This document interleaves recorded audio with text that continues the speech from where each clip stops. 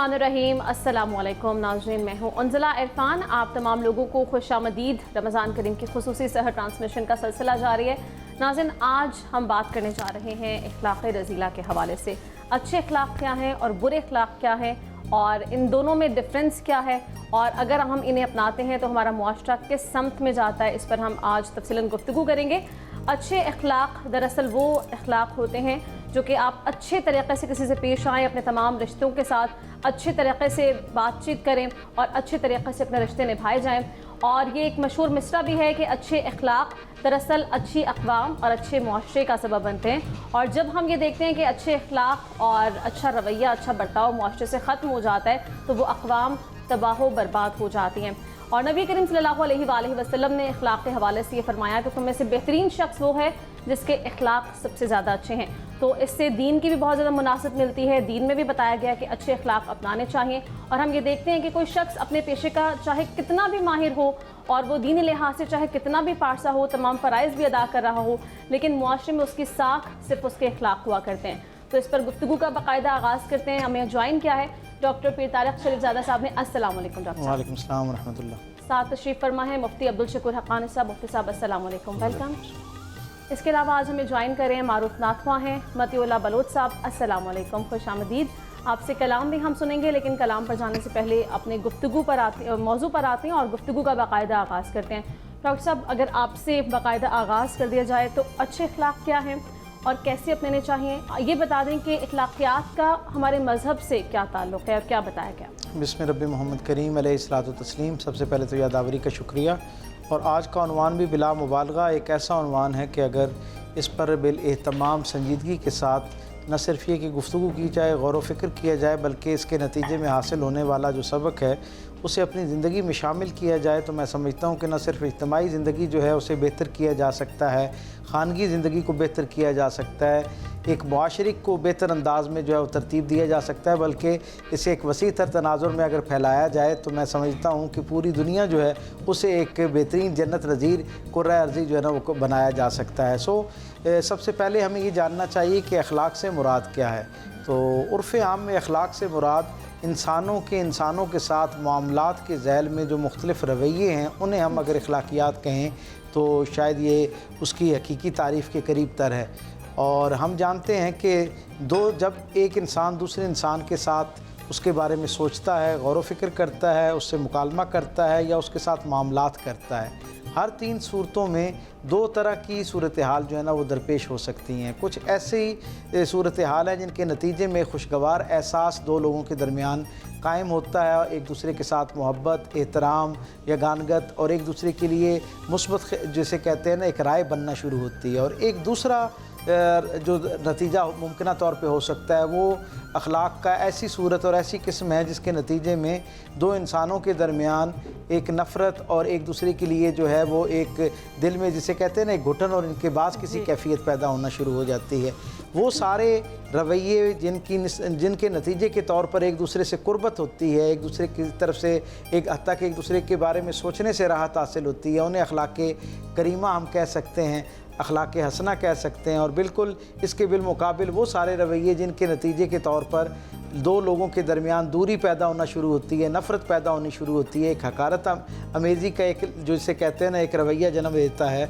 ऐसी सूरत हाल को और ऐसे अखलाक को हम इस्तिलाही अंदाज में अखलाक रज़ीला कहते हैं।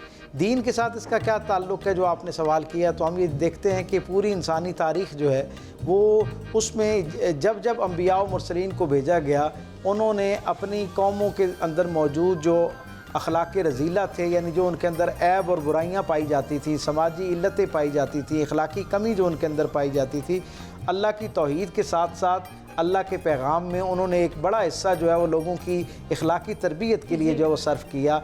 और हम ये देखते हैं कि अम्बिया और मुरसलीन को अपने अपने ज़मानों के अंदर इन अखलाकी बुराइयों की निशानदेही करने पर और उन्हें अखलाक हसना में बदलने के लिए तरगीब दिलाने पर बहुत मुशक्क़त का सामना करना पड़ा। तो पहले तो हमें ये अंदाज़ा होना चाहिए कि ये अखलाक जो हसना है उनको इख्तियार करना और अखलाक रज़ीला से अपने आप को दूर करना ये इतना मुश्किल अमल है कि अगर अम्बिया भी इस पर नसीहत कर रहे हों तो उन्हें भी इस नसीहत करने के नतीजे में लोगों की तरफ से मुज़ाहमत का सामना करना पड़ता है, नफ़रत का सामना करना पड़ता है, हत्ता कि साजिशों और दुश्मनी का सामना करना पड़ता है। ہر نبی کے زمانے کے اندر ہم دیکھتے ہیں کہ اللہ اسی وقت نبی کو بھیجتا ہے جب اس معاشرے کے اخلاق رذیلہ جو ہیں وہ انتہا درجے کی پستی میں جا چکے ہوتے ہیں، انتہا درجے پر معاشرے کے اندر جو ہیں وہ سماجی بیماریاں جو ہیں، سماجی برائیاں جو ہیں وہ ایک بیماری کی شکل اختیار کر چکی ہوتی ہیں۔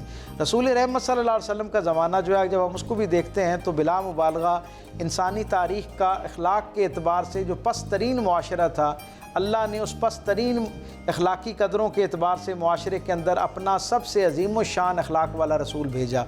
سو ہم دیکھتے ہیں کہ خود قرآن حکیم رسول رحمت صلی اللہ علیہ وسلم کی یعنی اخلاق حمیدہ کی تعریف کرتے ہوئے یہ کہتا ہے کہ بے شک ہم نے آپ کو خلق عظیم عطا کیا ہے، اور یہ جو خلق عظیم ہے بے شک یہی خلق جامع ہے، یعنی کائنات کے اندر انسانی رویوں کے ذیل میں جتنی بھی خوبیاں جن کا انسان تصور کر کے یہ کہہ سکتا ہے کہ یہ رویے اگر ہر دو لوگوں کے درمیان، ہر دو خاندانوں، ہر دو قبائل کے درمیان، حتیٰ کہ ہر دو مملکتوں کے درمیان قائم ہو جائیں، جن رویوں کی بنیاد پر ہم کہہ سکتے ہیں کہ یہ ان سب کے درمیان محبت کا ذریعہ بن سکتے ہیں، راحت کا ذریعہ بن سکتے ہیں، گویا جن رویوں کو ہم خوبی کے رویے کہہ کے پیش کر سکتے ہیں وہ سارے کے سارے رویے میرے اور آپ کے کریم رسول صلی اللہ علیہ وسلم کی زندگی میں درجہ کمال پر ہمیں نظر آتے ہیں۔ آپ تصور کیجئے نا کہ حضور ایک ایسے معاشرے کے اندر آئے ہیں جس معاشرے کا عالم یہ ہے کہ جہاں پر جب کوئی شخص سفر کر کے واپس آتا ہے تو سفر کر کے واپس آنے کے بعد مجلس آرائی ہوتی ہے اور اس سے احوال پوچھا جاتا ہے کہ تم جہاں گئے تھے اس قبیلے کا، اس علاقے کا کوئی حال ہم سے شیئر کرو۔ وہ وہاں کا جب حال بیان کرنے لگتا ہے اور عمومی گفتگو کرتے ہوئے ان کے محاسن، ان کی تعریف بیان کرتا ہے تو لوگ اونگنا شروع کر دیتے ہیں۔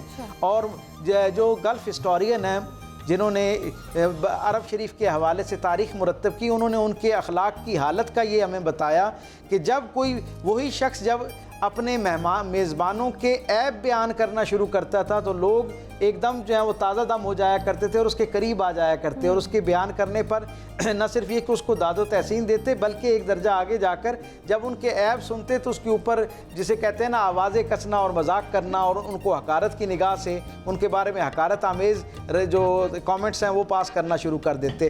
اس معاشرے کے اندر رسول اللہ صلی اللہ علیہ وسلم کا عالم یہ تھا کہ حضور نہ صرف یہ کہ عیب بیان نہیں کرتے تھے بلکہ اگر کسی کا عیب ان تک پہنچتا تھا تو اسے سننا بھی پسند نہیں فرماتے تھے۔ نتیجتاً ہم یہ دیکھتے ہیں کہ وہ معاشرہ جہاں پر لوگوں کی عیب جوئی ایک فخر کے طور پر، ایک صلاحیت کے طور پر بیان کیا جاتا تھا، جیسے آج ہم کہتے ہیں نا فلاں شخص کی آبزرویشن بڑی اچھی ہے، اس کا مشاہدہ بڑا کمال کا ہے، اس معاشرے میں جو آدمی کسی دوسرے قبیلے کا عیب اچھے انداز میں بیان کرتا تھا تو اس کے بہترین مشاہدے کی اسے داد دی جاتی تھی۔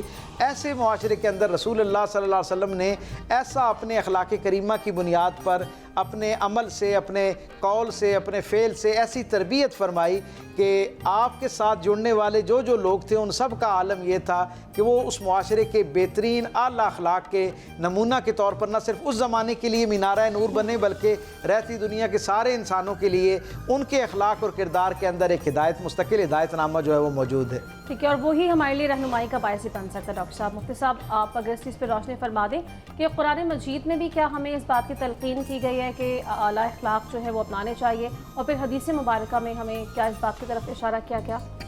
بسم اللہ والصلاة والسلام علی رسول اللہ وعلی آلہ واصحابہ اجمعین الی یوم الدین۔ سب سے پہلی بات تو یہ ہے کہ اللہ تعالیٰ نے ہمارے نبی پاک صلی اللہ علیہ وسلم کے بارے میں فرمایا انک لعلی خلق عظیم، کہ آپ کے اخلاق بہت عظیم ہیں۔ اگر ہم گرامر کے لحاظ سے دیکھیں تو یوں معنی بنتا ہے کہ اخلاق آپ کی سواری ہیں اور آپ ان پہ سوار ہیں، یعنی اعلیٰ اخلاق وہ بہت نیچا درجہ رکھتے ہیں، ہمارے نبی تو ان سے بہت اعلیٰ ہیں۔ پھر نبی پاک صلی اللہ علیہ وسلم کا ارشاد ہے کہ قیامت کے دن نامہ اعمال میں سب سے وزنی جو چیز ہوگی وہ اعلیٰ اخلاق ہوں گے۔ جس کے اعلیٰ اخلاق ہوں گے، اچھے اخلاق ہوں گے، اس کا نیکیوں والا پلڑا بھاری ہو جائے گا۔ نبی پاک صلی اللہ علیہ وسلم سے بعض صحابہ نے سوال کیا کہ ایک عورت ہے جو نمازیں بہت پڑھتی ہے، نفل بھی پڑھتی ہے، لیکن زبان کی اچھی نہیں ہے، باقی عورتیں اس کی زبان سے بڑی تنگ ہیں، تو آپ صلی اللہ علیہ وسلم نے فرمایا کہ یہ جہنمی عورت ہے۔ پھر سوال کیا گیا کہ ایک عورت ہے جو صرف فرض سنت وغیرہ پڑھتی ہے، نوافل زیادہ نہیں پڑھتی، لیکن اخلاق بہت اچھا ہے، محلے کی عورتیں اس سے محبت کرتی ہیں، اس کے اخلاق کی وجہ سے، تو آپ صلی اللہ علیہ وسلم نے فرمایا کہ یہ عورت جنتی ہے۔ جس کے اخلاق اچھے ہوں گے وہ جنتی ہوگا، جس کے اخلاق برے ہوں گے وہ دوزخی ہوگا۔ اور نامہ اعمال میں سب سے وزنی چیز اخلاق ہے۔ قرآن کریم میں اعلیٰ اخلاق کی بھی تعلیم دی گئی ہے اور برے اخلاق سے بھی روکا گیا ہے۔ خطبہ جمعہ میں عموماً ہر خطیب یہ آیت پڑھتا ہے سورہ نحل کی کہ ان اللہ یأمر بالعدل والاحسان وایتاء ذی القربى، یہ آیت پڑھتے ہیں۔ اس میں 3 چیزوں کے کرنے کا حکم ہے اور 3 چیزوں سے روکا گیا، یعنی یوں سمجھیے کہ 3 اخلاق اعلیٰ بتائے گئے اور 3 اخلاق رذیلہ سے روکا گیا ہے۔ اور یہی وجہ ہے کہ اس آیت کو سن کر بہت سارے لوگ مسلمان ہوئے۔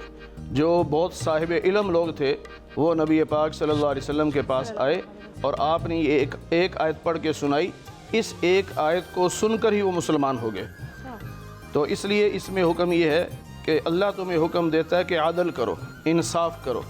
عدل اور انصاف یہ اعلیٰ اخلاق میں سے ہے، اور اس کے برعکس اگر ہم چلے جائیں کہ کوئی آدمی ظلم کرتا ہے، ناانصافی کرتا ہے، تو یہ اخلاق رذیلہ ہیں۔ اور اسی طرح اللہ تعالیٰ فرماتے ہیں کہ احسان کرو۔ احسان کا معنی ایک تو یہ ہے کہ لوگوں پر احسان کرنا، اور ایک احسان کا معنی ہے نیکی کرنا، کہ تم نیکی کرو، یہ اعلیٰ اخلاق ہے۔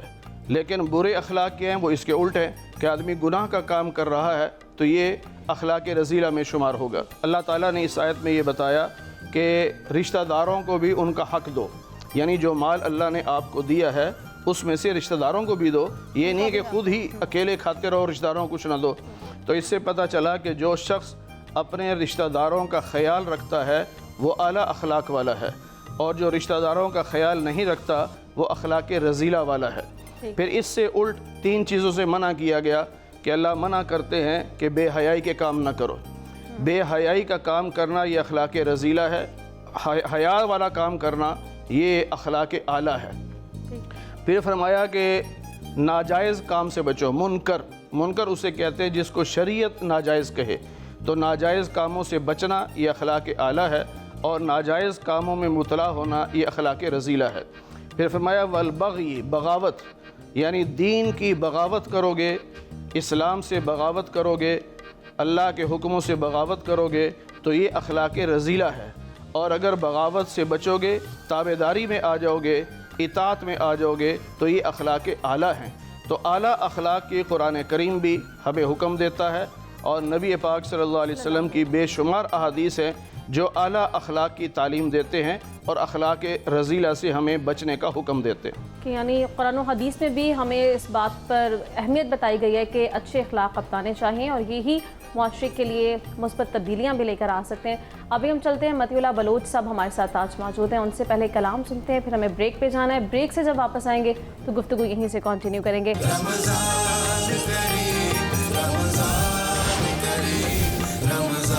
Welcome back. بریک پہ جانے سے پہلے مطیع اللہ بلوچ صاحب ہمارے ساتھ موجود تھے اور ان سے ہم نے بہت ہی پیارا کلام سنا۔ بہت شکریہ مطیع اللہ صاحب آپ کا، مزید کلام بھی آپ سے سنیں گے۔ ناظرین، ایک بار گفتگو کی جانب پھر بڑھتے ہیں اور موضوع پر آ جاتے ہیں۔ مفتی صاحب، اگر آپ اس چیز پہ روشنی ڈال دیجئے کہ آپ نے بڑا پہلے اچھا ایکسپلین کیا کہ اعلیٰ اخلاق کیا ہیں، اخلاق رذیلہ کیا ہیں، ہمیں کیسے پتہ چلے گا کہ ہم کن اخلاق کے مالک ہیں؟ کیونکہ عام طور پر ہمیں یہ لگتا ہے کہ کسی نے ہمارے ساتھ اچھا سلوک کیا ہے تو بدلے میں ہم اعلیٰ اخلاق کا مظاہرہ کر دیں تو ہم اچھے اخلاق کے مالک ہیں، یا ہمیں ان لوگوں کے ساتھ بھی اچھے برتاؤ کرنے ہیں، اچھے سلوک کرنے ہیں جو کہ ہمارے ساتھ برا کر رہے ہیں۔ قرآن کریم میں بھی اللہ تعالیٰ نے ایمان والوں کی جو صفت بیان فرمائی اس میں یہ فرمایا کہ وَيَدْرَؤُونَ بِالْحَسَنَةِ السَّيِّئَةِ، جو لوگ برا سلوک کرتے ہیں ایمان والے ان کے ساتھ بھی اچھا سلوک کرتے ہیں، اور اسی کو اخلاق اعلیٰ کہا گیا ہے کہ لوگ تمہارے ساتھ کیسا سلوک کرتے ہیں تم اس کو نہ دیکھو، تم اپنا سلوک اپنا رویہ اچھا رکھو۔ اور نبی پاک صلی اللہ علیہ وسلم نے بھی فرمایا کہ جو تم سے رشتہ توڑے تم اس سے رشتہ جوڑو، اور جو تمہیں محروم کرے یعنی تمہارا حق دبائے تم اس کو حق دو، یعنی جہاں تمہاری ذمہ داری بنتی ہے تم یہ نہ سمجھو کہ اس نے میرا حق دبایا تو میں بھی دبا لوں، تو پھر تو برابری ہوگی، پھر اخلاق تو نہ ہوئے۔ تو تم اس کی یعنی وہ روک رہا ہے چیزوں کو، نہیں دے رہا لیکن تم اس کو دو، اس کو اخلاق اعلیٰ کہتے ہیں۔ اگر ہم سورہ حجرات کو پڑھیں تو اس میں بہت سارے اخلاق کا ذکر ہے، اور اخلاق رذیلہ سے منع کیا گیا ہے۔ مثلا سب سے پہلے اللہ تعالیٰ نے یہ فرمایا کہ لا یسخر قوم من قوم، کوئی کسی کا مذاق نہ اڑائے۔ مذاق اڑانا یعنی کسی کو ڈی گریڈ کرنا یہ بری بات ہے۔ اللہ فرماتے ہیں کہ ہو سکتا ہے جس کا تم مذاق اڑا رہے ہو اللہ کی نظر میں وہ تم سے زیادہ محبوب ہو۔ یہ تو اللہ کو پتہ ہے، ہم اسے ڈی گریڈ کر رہے ہیں لیکن اللہ کی نظر میں وہ بہت اعلیٰ ہو۔ اسی طرح کسی کو برے القابات سے مت پکارو، برے نام مت لو، کسی پر الزام مت لگاؤ۔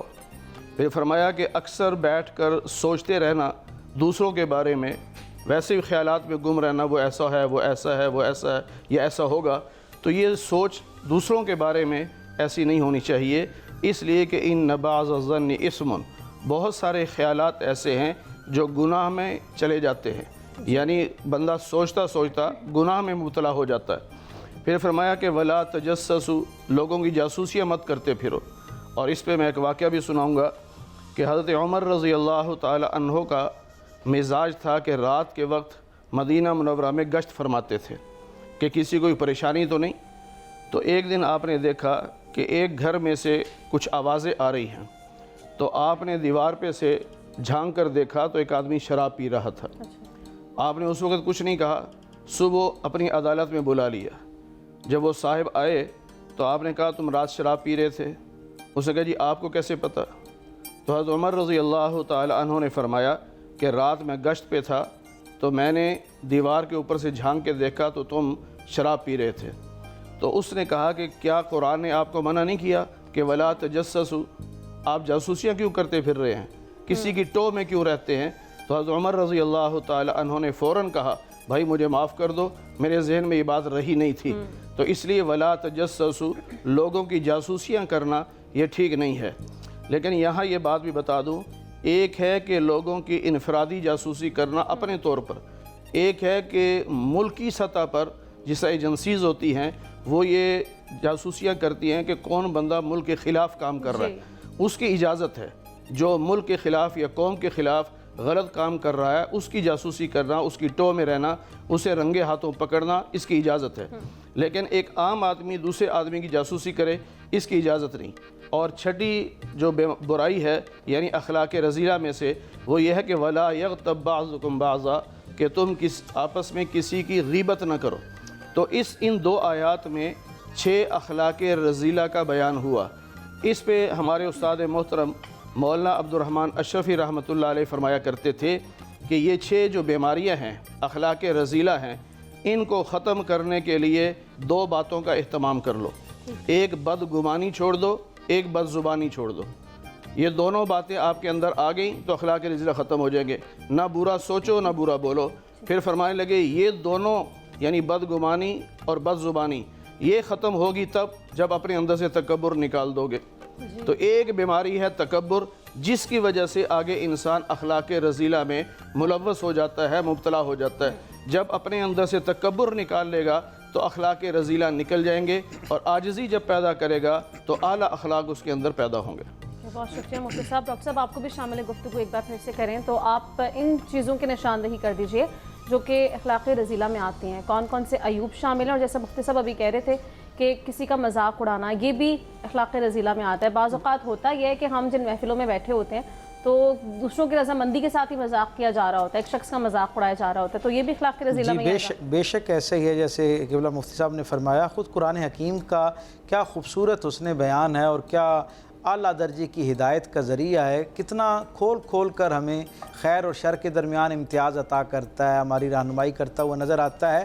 جب ہم اخلاق رذیلہ کی بات کرتے ہیں تو میں دین کے ایک طالب علم کے طور پر، سماجیات کے ایک طالب علم کے طور پر یہ سمجھتا ہوں کہ یہ سارے عیب اپنی جگہ پہ مسلمہ ہیں، ان سب کا نقصان فرد کو بھی ہوتا ہے اور معاشرے کو بھی ہوتا ہے، اس سے کوئی انکار نہیں، لیکن ایک عیب ایسا ہے جو شاید ان سارے عیوب کی بنیاد بن سکتا ہے۔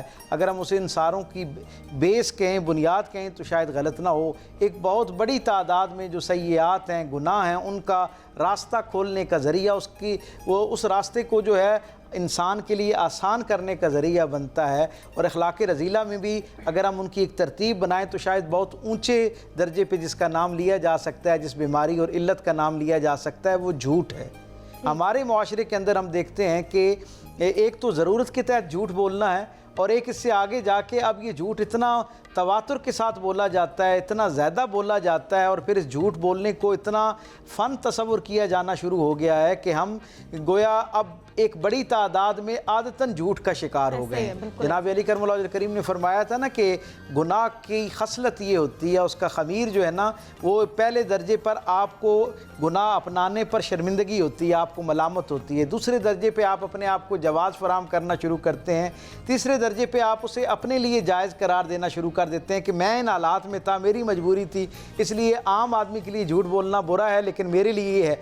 आप फरमाते हैं जब कोई शख्स अपने आप के लिए जवाज़ गढ़ना शुरू करता है ना, तो फिर अल्लाह की तरफ से नाराज़गी का इजहार पता है कैसे होता है? अल्लाह की तरफ से नाराज़गी का इजहार ये होता है कि अल्लाह उस ऐब यानी उस अखलाक रज़ीला की किस्म को उसकी ज़िंदगी का और उसके मिजाज का मुस्तकिल हिस्सा बना देता है। फिर वो बग़ैर नफ़े नुकसान के भी झूठ बोलना शुरू कर देता है। आप ये देखें, कायनात की सबसे कामयाब तरीन हस्ती जनाब रिसालत माब सल्लल्लाहु अलैहि वसल्लम फरमाते हैं कि अस्सिद्क़ु युंजी वल किज़्बु युहलिक, सच्चाई निजात दिलाती है, झूठ हलाक करता है। हमारा अलमिया देखें, पूरे मुआशरे पर तायराना एक नज़र डालें, आपको हर तरफ से मेरी इस बात की तस्दीक होती हुई नज़र आएगी कि इस दर्जे पे झूठ की मिलावट हो गई है कि अगर कोई आदमी सच बोल रहा हो तो हमें उसके बारे में सोचना पड़ता है कि क्या वाकई वो ठीक बात कर रहा है या नहीं कर रहा। अल्लाह, और ये इतनी बड़ा ऐब है और इसका दुरुस्त कर लेना इतना अपने अंदर इतना बड़ा खैर रखता है कि एक सहाबी सरकार दो आलम सल्लल्लाहु अलैहि वसल्लम के पास आए और उन्होंने कहा, या रसूलल्लाह, मैं अखलाकी मामलात में इंतहाई कमज़ोर आदमी हूँ। यानी उर्फ़ आम में इसका मतलब ये हुआ कि मैं बहुत सारी अखलाकी जो ऐब है उनका शिकार हूँ। अखलाक रज़ीला जो है वो मेरी नशिस्त बर्खास्त रगो पै में बिल्कुल सरायत कर गए हैं।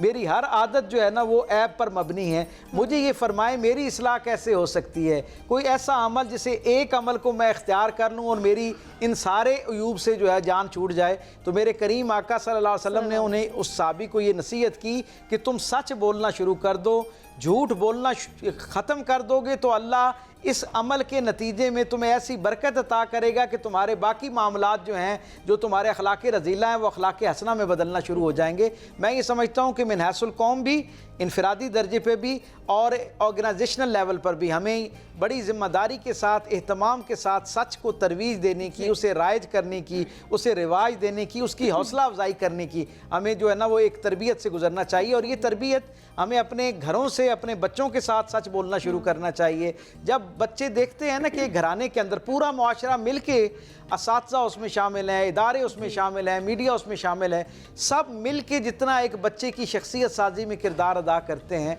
उससे कहीं बढ़कर वो जो दो फ़र्द हैं ना, माँ और बाप, उस घर के अंदर मौजूद जो दो लोग हैं, उनके अखलाक जिस दर्जे का अक्स और जिसे कहते हैं ना इन्फ्लुएंस क्रिएट करते हैं उस बच्चे की शख्सियत पर, शायद बाकी और कहीं से इतना आला दर्जे का जो है ना उसके ऊपर इन्फ्लुएंस नहीं क्रिएट हो सकता। सो घरानों के अंदर सच को राइज किया जाए।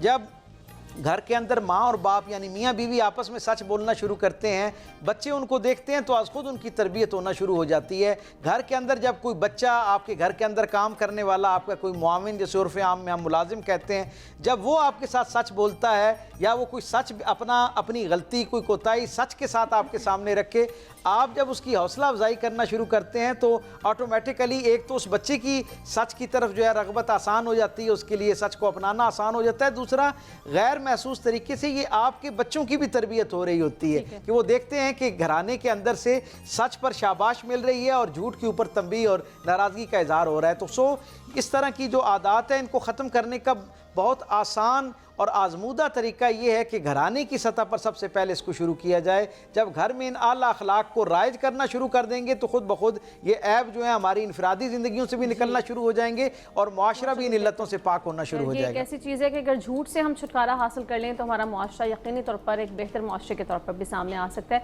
अभी हमें ब्रेक लेनी है।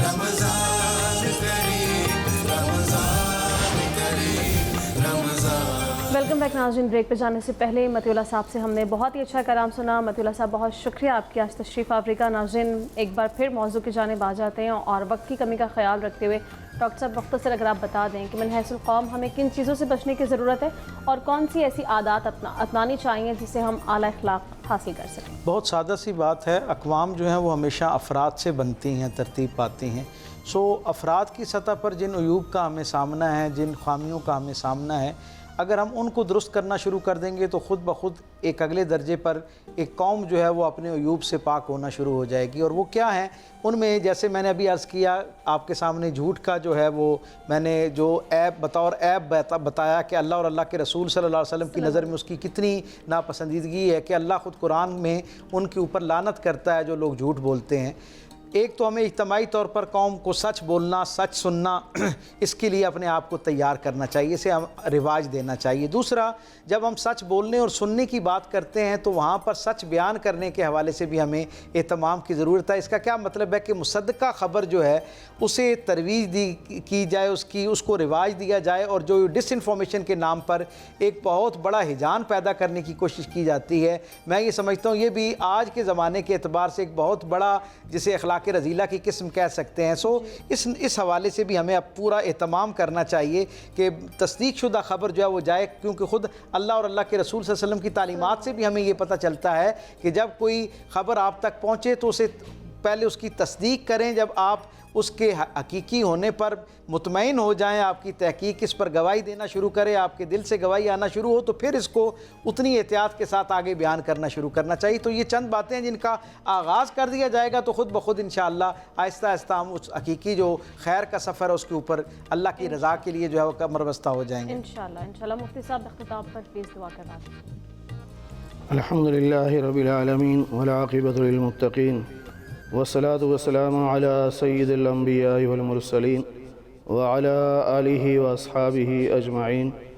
اے اللہ ہم سب کے صغیرہ کبیرہ گناہوں کو معاف فرما، اے اللہ امت مسلمہ کو متحد اور متفق فرما، اے اللہ عالم اسلام کو ظالموں کے ظلم سے محفوظ فرما، اے اللہ ہمارے ملک پاکستان کو استحکام عطا فرما، اندرونی بیرونی دشمنوں سے اس کی حفاظت فرما، اے اللہ جتنے مسلمان بیمار ہیں سب کو صحت کاملہ نصیب فرما، اے اللہ جتنے مسلمان بے روزگار ہیں سب کو حلال رزق نصیب فرما، اے اللہ جتنے مسلمان دنیا سے جا چکے سب کی مغفرت فرما دے، اے اللہ سب کو جنت الفردوس میں اعلیٰ مقام نصیب فرما دے، اے اللہ جو والدین اپنے بچوں کی تعلیم، صحت، کاروبار یا رشتوں کے بارے میں پریشان ہیں، اے اللہ اپنے غیبی خزانے سے ان کی مدد فرما، اے اللہ ہم سب کی اولادوں کو ماں باپ کی آنکھوں کی ٹھنڈک بنا، اے اللہ والدین کو اپنی اولادوں کی دینی تربیت کرنے کی توفیق نصیب فرما، اے اللہ ہم سب کو اخلاق حسنہ اپنانے کی توفیق نصیب فرما، اخلاق رذیلہ سے ہماری حفاظت فرما، اے اللہ فلسطین کے مسلمانوں کی مدد فرما، مجاہدین کو غلبہ عطا فرما، شہداء کی قربانیوں کو قبول فرما، زخمیوں کو صحت کاملہ نصیب فرما، اے اللہ معاونین کے تعاون کو قبول فرما، اے اللہ جس طرح آج ہم اس سحری کے پروگرام میں اکٹھے ہیں، اے اللہ ہم سب کو جنت میں بھی اکٹھا فرما دے، اے اللہ محض اپنے فضل و کرم سے حضور نبی پاک صلی اللہ علیہ وسلم کے صدقے سے ہماری دعاؤں کو قبول فرما لے، وصلی اللہ علی النبی الکریم وعلی آلہ واصحابہ اجمعین برحمتک یا ارحم الراحمین۔ آمین ثم آمین، الحمدللہ رب العالمین۔ ناظرین، سحر ٹرانسمیشن کا وقت اپنے اختتام کو پہنچتا ہے، مجھے اور میری ٹیم کو دیجیے اجازت، اپنا بہت خیال رکھیے، انشاءاللہ آپ سے ملاقات ہوگی وقت افطار۔ اللہ حافظ۔